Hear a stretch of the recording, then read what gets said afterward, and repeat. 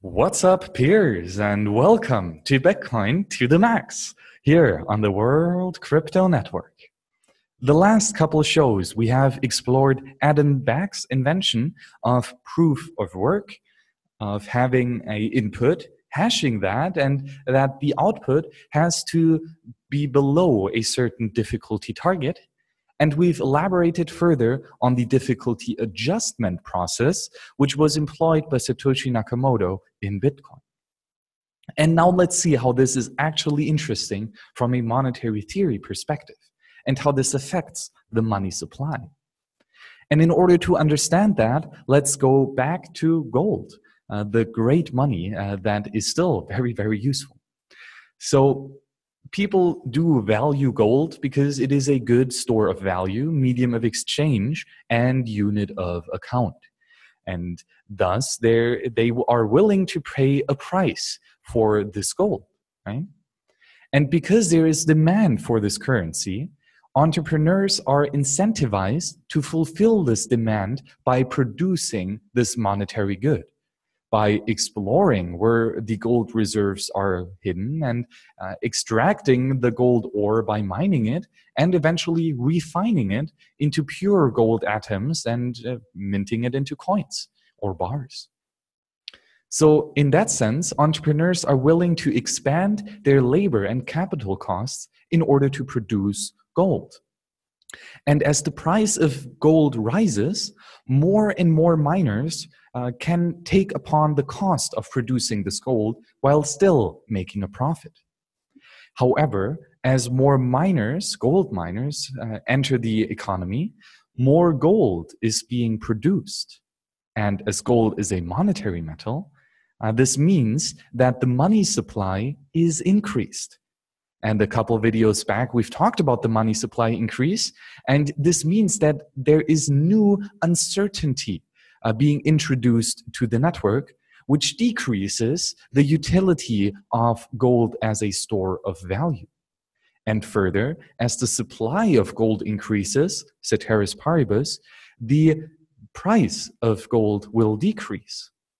So this is a downward pressure on the price of gold, although people value it.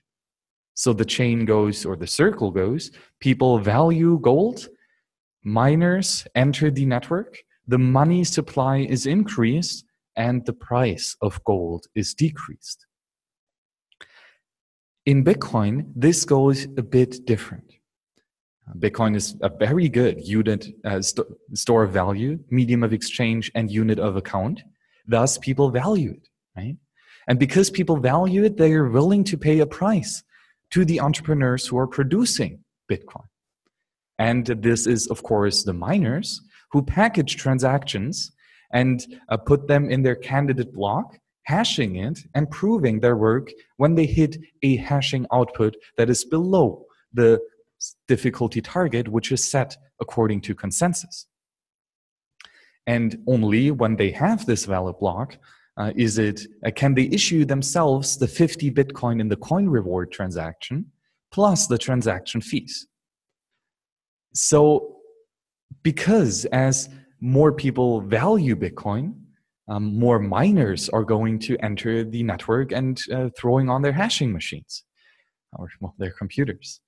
And this means that they will sooner rather than later find a valid block.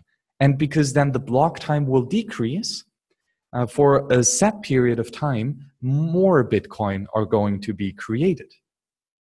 However, after 2 weeks, there is the difficulty adjustment process. And if more miners have entered the network, this means that after 2 weeks, the difficulty target will be decreased, making it more difficult to find a valid block. So, as more individuals value Bitcoin, more miners are hashing their candidate blocks. However, this means in the long run that not the inflation schedule changes, as that is set 2016 blocks every 2 weeks. However, the security increases against reorganization and double spending attacks. But as no additional Bitcoin is being created. There is no uncertainty introduced to the future money supply of Bitcoin. And because the money supply is still in its agreed upon inflation schedule, this means that there is no downward pressure on the price of Bitcoin because the money supply does not increase. So contrarily to gold, the cycle of Bitcoin is that people value Bitcoin, additional miners start hashing, but no additional blocks and no additional Bitcoin are being created. Thus, the money supply stays the same, or at least the inflation schedule doesn't change. And additionally to that, the security increases, which overall makes Bitcoin an even better unit of account and an even better store of value and an even better medium of exchange. Therefore, the price will further increase because the utility of Bitcoin will further increase, which means, again, more hashing power, more security, same inflation schedule. More utility, more price, more hash rate, same inflation schedule. So in that sense, Satoshi Nakamoto takes away the downward pressure of an increasing money supply.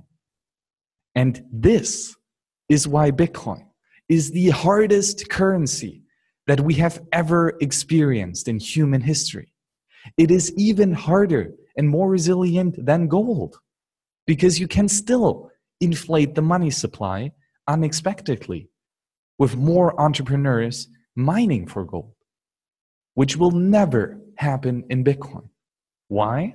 Because you, the peers, check consensus and enforce consensus. And according to consensus, more hashing power leads to a decrease in the difficulty target.